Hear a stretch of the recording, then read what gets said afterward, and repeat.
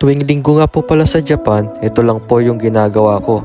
Pupunta sa simbahan para magpasalamat kay Lord. So panoorin nyo po yung buhay ko dito sa Japan tuwing linggo.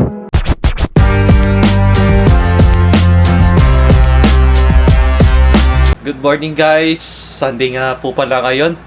At syempre magsisimba po tayo mamaya after natin kumain. Bale kakagising ko lang po ngayong araw. Time check muna tayo. Alas 11 na po ng tanghali. At bale hindi na po tayo nakapag-almusal dahil alam niyo naman po na lagi tayong tulog pag weekends. So ito po pala yung kakainin natin ngayon. Yung tira nating spaghetti nung kahapon na niluto ko.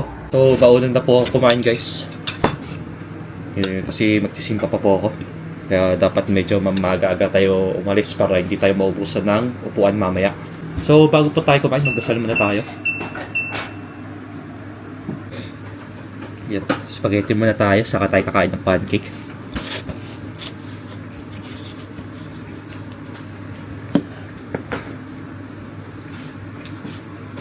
So, ito na pa yung pancake na niluto ni Rico Chang. Bale, lalagyan na natin siya ng maple syrup. Mas masarap to pag may syrup. Kahit wag ng sugar kasi matamis naman na to eh. Ayan. Haluin lang natin siya or ikalat lang natin dito sa may pancake. Masarap kasi to. Ito na yung pancake. Lambot ah, sarap. Sarap yung pancake mo.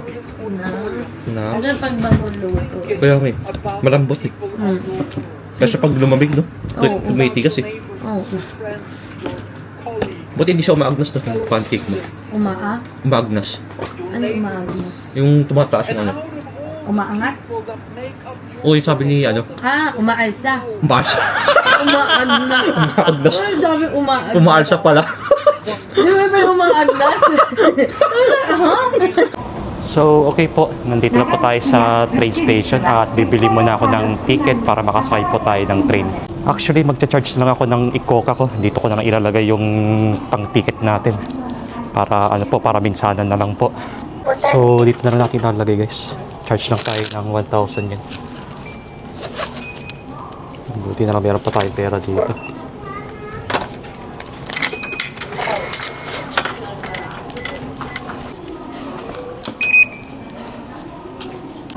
Weather check muna tayo.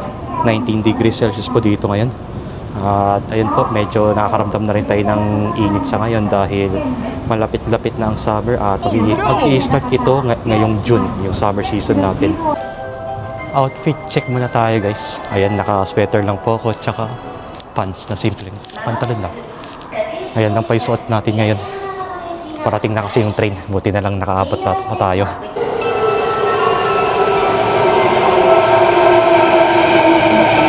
So ayun po, nakababa na ako ng train at palakad na po tayo papunta ng simbahan. So tatawid na muna ako dito para hindi na po tayo tatawid sa may bandang kabila. Time check muna tayo. 12:30 na po ng tanghali. Sakto lang po yung paglabas natin kanina. Kasi nung last week medyo maaga po tayo ng 5 minutes nun. Kaso dahil Easter Sunday po nung last week, naubusan rin po tayo ng upuan pagdating ng simbahan. Pero yung mga ganitong ordinary day celebration po, medyo may bakante pa po pag ganitong oras pag nakakarating tayo ng simbahan. Bale, maglalakad na muna tayo. Siguro mga 10 minutes naman ito pag lalakarin natin papunta ng simbahan. At okay na po ito. Basta makapag-pray tayo kay Lord at magpasalamat sa mga blessings na binigay niya sa atin. Kita nyo naman po yung panahon dito na talagang maaraw po sa ngayon. At medyo ramdam din yung init. Pero hindi pa naman po sobrang init dito. Yung init lang po ng araw, yun po yung nararamdaman ko dito sa ngayon. Kadalasan po kasi dito ako tumatawid guys. Kaya mas okay na po yung tumawid ako doon sa may kabilang tawiran. Kaya medyo malapit-lapit po at shortcut na rin yun. Dito po yun sa may Daiwa House Group. Tapos dito po, dediretsuhin na lang po natin yan. Siguro mga mga ilang minutes pa yan. Siguro 7 minutes. Bago tayo makarating ng simbahan. Dire-diretso na po yun Kaso may mga stoplight pa po dyan. Kaya mas maganda na huminto po pag red light para safe. Kaya lakad-lakad lang ulit para makapag-exercise ulit tayo. Nakakabis na rin kasing mag-jogging guys ng umaga. Kaso tulog ako palagi pag weekends. Kaya dati po ginagawa ko pag nagja-jogging gabi po. Pag wala pong ginagawa or pag walang pasok sa work, ganun. Talagang ramdam ko yung yung taas ng tirik ng araw dito ngayon. Grabe po. Pero hindi pa naman po yung tipo na sobrang init po na tulad ng summer nung last year. Kasi pag summer po dito, sobrang init po. At ayun, masasabi ko na mas mainit po dito sa Japan pag summer kumpara po sa Pilipinas.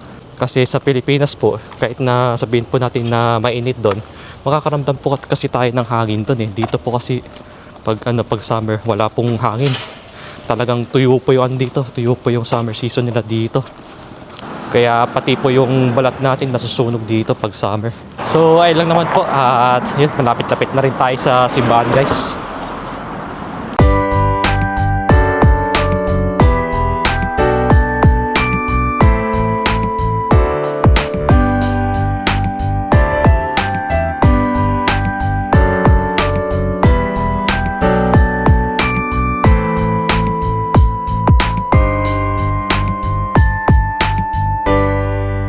So ayun nga po, nag-CR muna po ako kanina bago tayo papasok dito. Pasok na po tayo dito ngayon guys. Ayan, medyo wala pa rin tao. Tingnan lang, may upuan ata dito sa loob.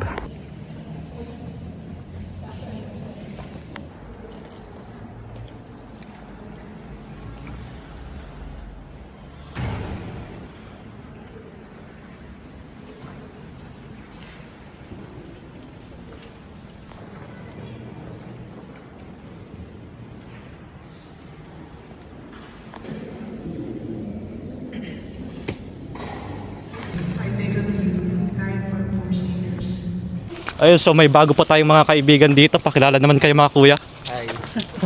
Hi guys, welcome to my vlog. Ako po si Marlon. Ayun. Po si yung kasama ko. Ako po si Manex. Sa ano po? Saan ka sa Pilipinas? Source. Sorsogon. Sorsogon. Adrian, Mindoreño. Adrian, single. Dwayne, Leyte. Ayun, cameraman natin si Kuya Amyo. Okay po, time check muna tayo. Alas 3 na po ng hapon. So bago po tayo umuwi ng bahay, kakain muna po ako ng merienda.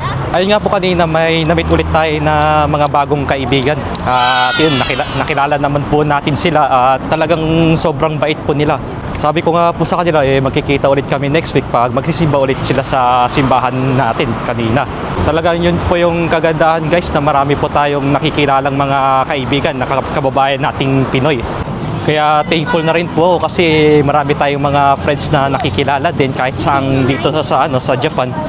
Kaya at least po mababawasan din yung lungkot din natin minsan pag may mga nakikilala tayong bagong kaibigan. At sakay lang muna tayo dito sa may train station. Tatawid lang tayo dyan pag nag-green light na.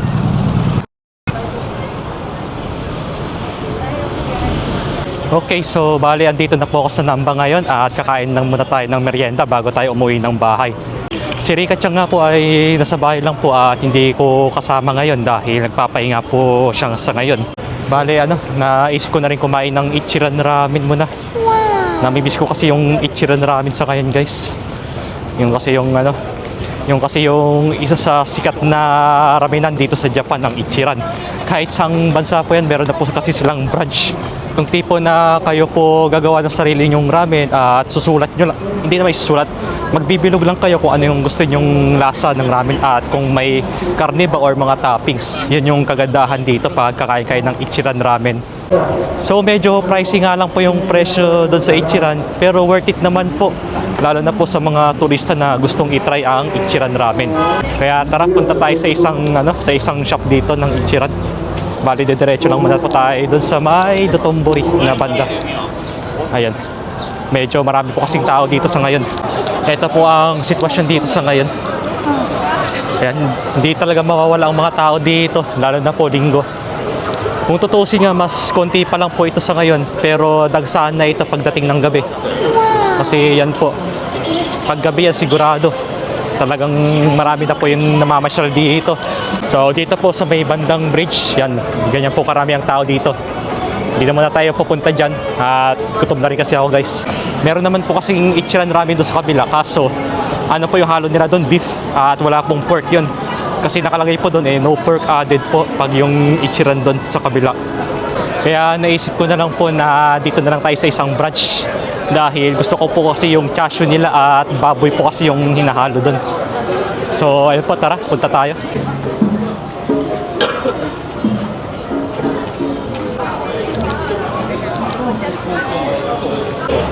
Okay, ito na po yung Ichiran Ramen dito. Diyan po tayo kakain ngayon. Yan, pasok tayo dito. May ano sila dito, instant, yung mga cup noodles. So, mamimili lang po tayo ng flavor dito. Ayan yung kagandahan dito, guys. Bibilugan lang natin yan kung gusto natin ng richness, kung medium ba, kung may bawang, kung may sibuyas, or green onion. Siyempre, chashu or yung karne ng baboy. Tapos yung spicy, meron din yan. Spicy, tapos yung noodle texture niya, yan. Mamaya, bibilugan natin siya. Nakapila pa po kasi tayo dito ngayon. Dami pong kakain. Dahil Sunday po ngayon.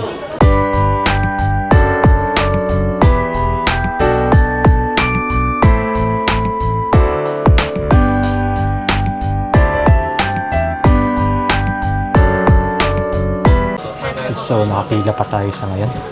At sobrang dami po kasi ng tao na kumakain dito sa ngayon.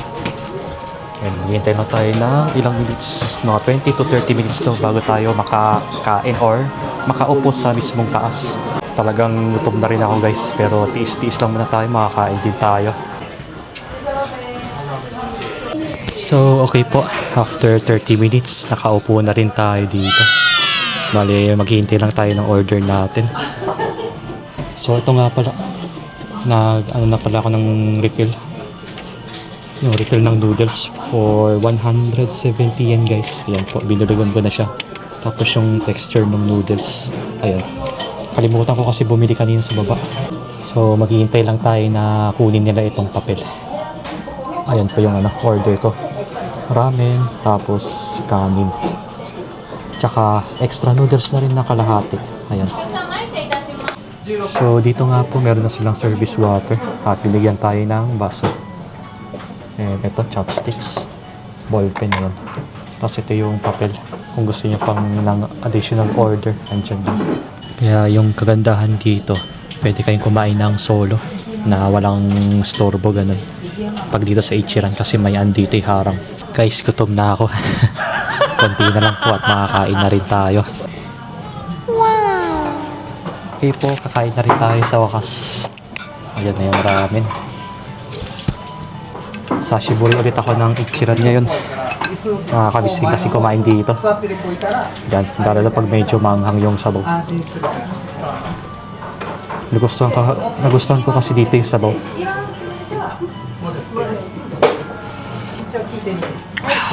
Sarap. Tidaklas.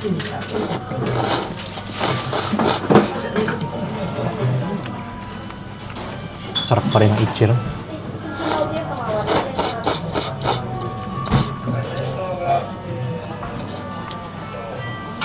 Tapos ito yung chashu o yung karne nila. Sarap pa. Dapat ng baboy.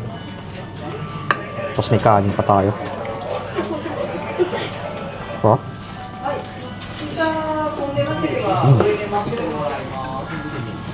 Tapos may sabaw. Ito yung tipo na pagkain ka sa inuman. Tapos kakain ka ng ramen dito. Pampatanggal hangover. Sarap kasi ng sabaw. Favorite ko talaga ang sabaw, guys.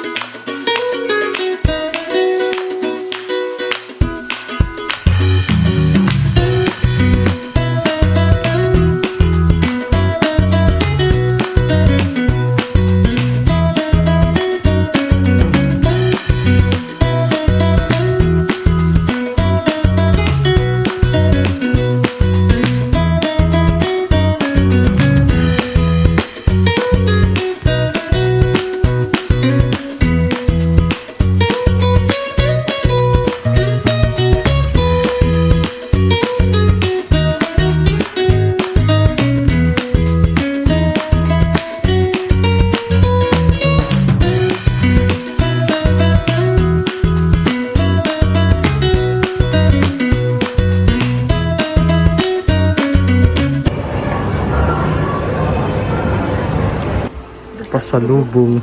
Bagong ligo ah. Milk tea, galing Gongcha. Favorite. Favorite pa rin. Favorite pasalubong. So kanina nga po pala, nung bago ako pauwi, dumaan muna ako sa Zara na store sa may Shinsaibashi. At bumili nga po pala ako ng pabango doon guys, dahil nagugustuhan ko po yung mga pabango nila sa Zara. At syempre, mas mura po yung pabango nila doon.